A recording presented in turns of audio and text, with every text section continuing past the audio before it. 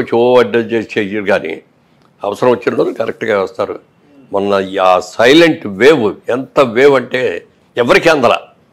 అంటే సర్వేలలో అందరూ కూడా తెలుగుదేశం అధికారంలోకి వస్తే, కూటమి అధికారంలోకి వస్తే అన్నారు, కానీ రకరకాల సర్వేలు వచ్చేసారు, ఎవరు కూడా ఇన్ని సీట్లు అనేది రాలా. మరి పైగానేమో జగన్మోహన్ రెడ్డి గారు ఎన్ని సీట్లు వస్తాయని మీలాంటి వాళ్ళు వచ్చి అడిగితే చాలా వస్తాయి, 157 అన్నారు సార్. 157 మాకు వస్తాయని. వైనాట్ 175, 175 వస్తాయి మాకే, మేము తప్ప ఎవరు గెలవరు అని చెప్పారు. ఎప్పుడు కూడా ఎవరైనా సరే అణుకుగా ఉండాలి. మనకు అవకాశం వచ్చింది, అవకాశం వచ్చిన దాన్ని సద్వినియోగం చేసుకోవాలి.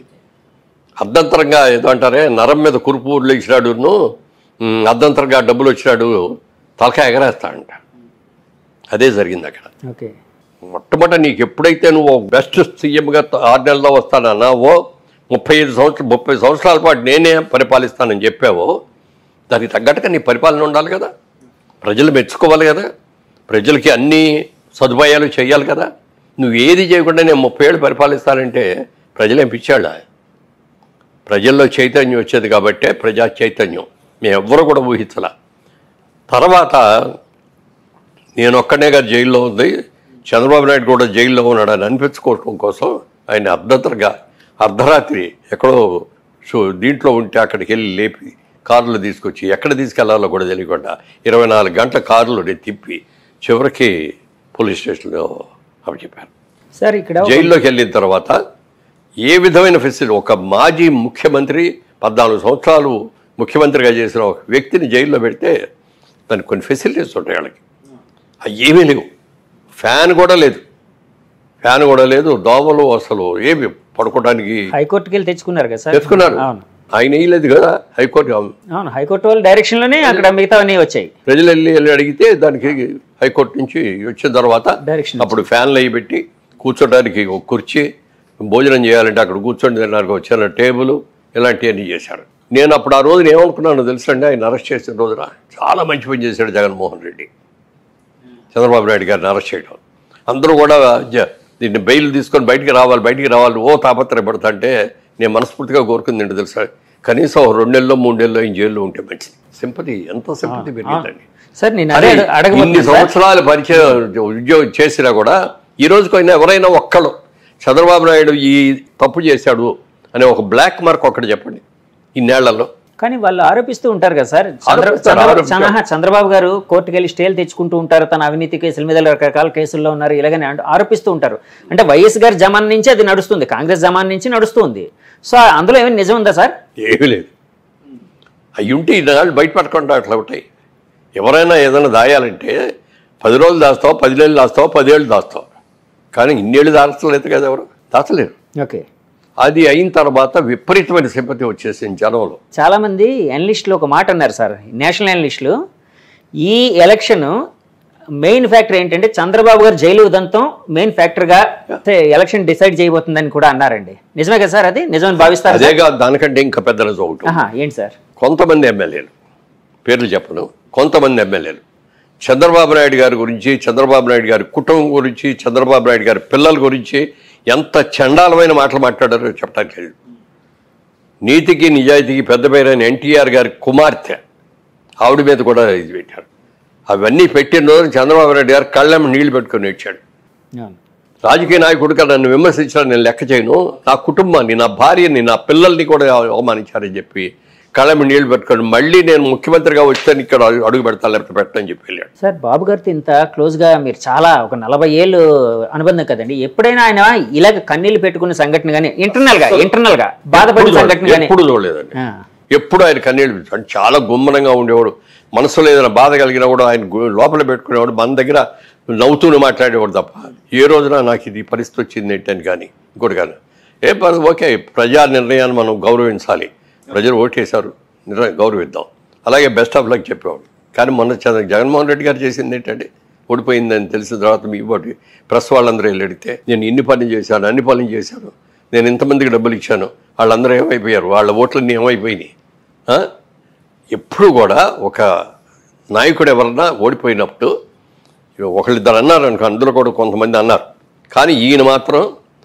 నేను ఇన్ని రకాలుగా డెవలప్ చేశాను, నేనేం చేసిన తప్పు, నన్ను ఎందుకు ఓడించారు అన్నాడే. కానీ ఎప్పుడు కూడా ఎందుకంటే బెస్ట్ ఆఫ్ లక్ అండి, ప్రజా నిర్ణయాన్ని మేము శిరసావహిస్తున్నాం అని కొత్త గవర్నమెంట్కి బెస్ట్ ఆఫ్ లక్ చెప్తున్నాం. ప్రజల్ని జాగ్రత్తగా చూసుకుంటూ మీరు ఏమైతే ప్రమాణాలు చేశారో, మీరు ఏమైతే ఇస్తామని చెప్పారో అవన్నీ కూడా ఖచ్చితంగా చేయండి, గుడ్ లక్ అని చెప్పేసి ఊరుకోవాలి. అంతేగాని నేను అది చేశాను ఇది చేశాను అని కళ్ళేమో నీళ్ళు పెట్టేసి ఇప్పుడు ఏమన్నా మళ్ళీ వెనక్కి వస్తుంది, ఎలక్షన్ రాదు కదా. తర్వాత ప్రపంచంలో ఎక్కడ జరిగింది ఇందుకు ఇంకోటి జరిగింది. జగన్మోహన్ రెడ్డి గారు ఆయన 14 నెలలు జైల్లో ఉండి తిరిగి వచ్చాడు, బెయిల్ వచ్చింది. జనరల్గా ఎవరైనా ఒక్క కేసు ఉన్నాడు ఆయన, ఇన్ని కేసులు కదా, ఒక్క కేసు ఉంటే బెయిల్ ఇస్తే 1 నెల ఇస్తారు, 2 నెలలు ఇస్తారు, 3 నెలలు ఇస్తారు, 6 నెలలు ఇస్తారు, సంవత్సరం ఇస్తారు. అందుకంటే ఎవడు ఇవ్వడు కదా. ఈయన 18 కేసులు ఉన్నాయి ఈయన మీద. 18 కేసుల్లో నెంబర్ 1 ముద్దా ఎవరంటే ఈయనే. అలాంటి ఆయనకి ఎన్నేళ్ళు అయిందండి ఆయన బెయిల్ బయటకు వచ్చి? 10 ఏళ్ళ పైన అయింది కదా, 12 ఏళ్ళు అంత అయింది. ఇన్ని రోజులు అసలు బెయిల్ ఎవడిస్తాడండి? మేనేజ్ అది రాకుండా చూసుకున్నాడు అంతే. ప్రతిసారి ఢిల్లీ వెళ్ళినప్పుడల్లా ఏదో ప్రత్యేక హోదా తీసుకొస్తాడు, లేకపోతే ఈ డబ్బులు తీసుకొస్తాడు, అవి తీసుకొస్తాడు, ఇది తీసుకొస్తాడు అని ఆయన తెచ్చేది ఏమీ లేదు. తన కేసులు ఎలా ఆపుకోవాలి, ఎలా రాకూడదు. ఈ 5 ఏళ్ళలో జగన్మోహన్ రెడ్డి గారు ఎప్పుడు ఢిల్లీ వెళ్ళినా తన కేసులు పని మీద సొంత పని మీద వెళ్ళారు తప్ప. సార్ సో ఇలాంటి ఫ్యాక్టర్లన్నీ ఆయన ఓడించాయండి డెఫినెట్గా. మరి ఇవన్నీ కూడా ప్రతిదీ లెక్కేస్తారండి. వాళ్ళ ఎన్టీ రామారావు గారు రాజకీయాల్లో రాకముందు మన ఆళ్ళలో చూసుకుంటే 20% పేపర్ చదివేవారేమో, రాజకీయాలతో టచ్ ఉండేది. 80% అసలు ఎవరికి టచ్ ఉండేది కాదు. అలాంటిది ఎన్టీ రామారావు గారు వచ్చిన తర్వాత ప్రతి వాళ్ళకిలో ఒక చైతన్యం వచ్చింది. ఒక రోజు మైక్ తీసుకెళ్ళి పెట్టండి, కూలి పని చేసే వాళ్ళ దగ్గర కూడా ధారాళంగా మాట్లాడేసేస్తారు. లేదండి, నేను చాలాసార్లు వెళ్ళినప్పుడు అద్భుతంగా మాట్లాడుతున్నారు, అద్భుతంగా మాట్లాడతారు. ఇద్దరు లేదు, రామారావు రాకముందు ఆ చైతన్యం లేదు ఎవరు. రాజకీయ చైతన్యం తీసుకొచ్చింది ప్రజల్లో, ముఖ్యంగా పేదవాళ్లలో ఎన్టీ రామారావు. ఆయన ఎంత నిజాయితీగా ఉన్నాడో అంత మించిన నిజాయితీతో చంద్రబాబు నాయుడు గారు కూడా ఉన్నారు.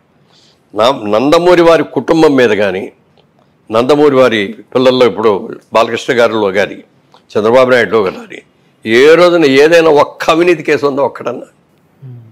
గాలికి వెళ్ళే వాళ్ళు కేసులు పెట్టవచ్చు, నా మీద కూడా పెట్టవచ్చు. నాకు ఇంతవరకు నా మీద ఎప్పుడు ఏ విధమైన కేసులు లేవు.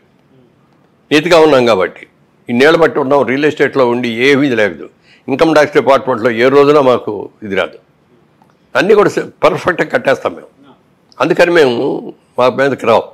మరి అలాంటి ఆయన అన్ని కేసులు ఉన్న ఆయన ఇన్నేళ్ళు ఎలా ఉండగలిగాడండి? ఎలా మేనేజ్ చేశాడండి? ఏదైనా పాపం పడాలి, టైం రావాలి. ఇవాళ ప్రజలందరూ కూడా అది గుర్తించి, అది తెలుసుకొని, చేసిన తప్పులు తీసుకొని మనం యునానిమస్గా వెయ్యాలన్నారు.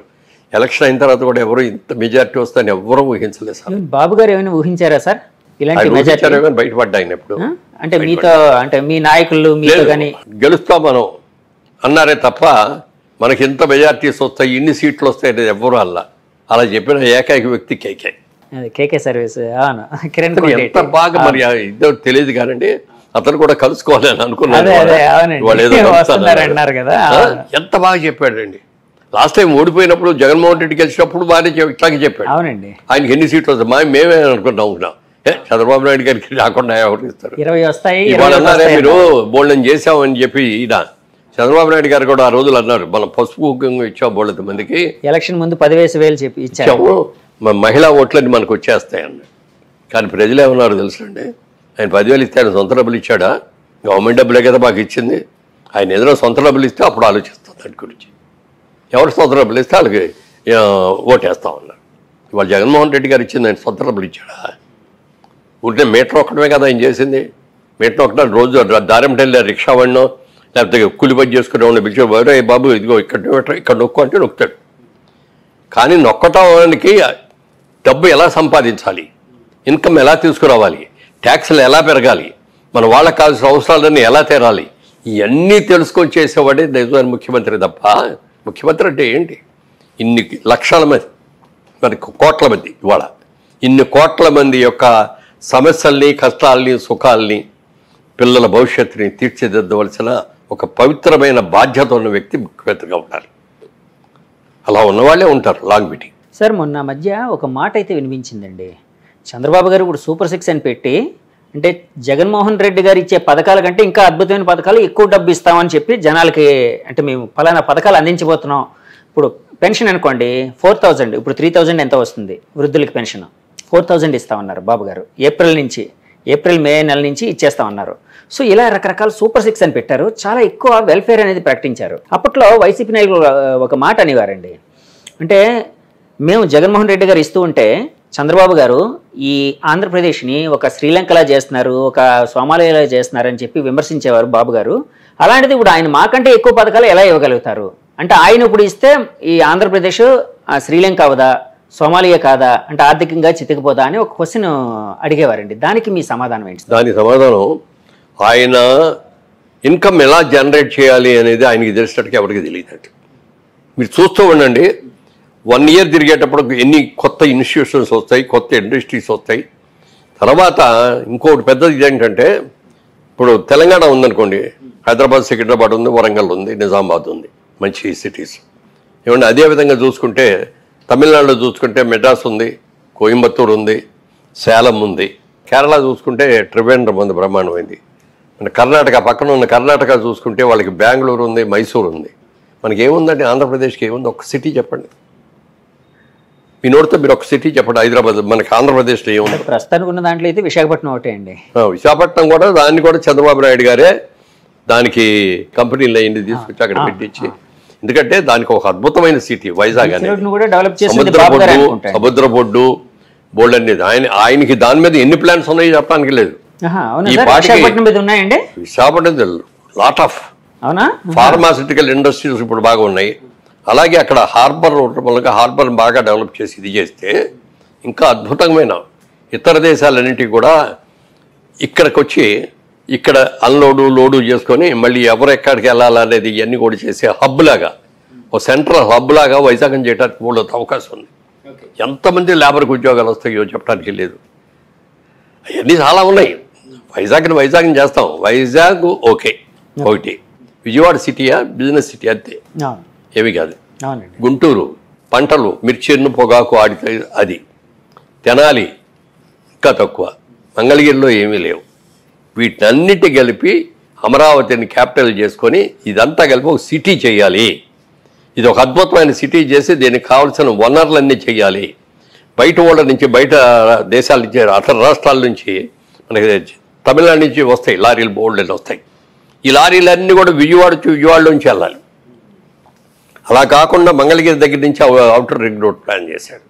గన్నవరం ఎయిర్పోర్ట్ దగ్గరికి వెళ్ళి కలుస్తాయి, అసలు విజయవాడలోకి రాబోయి.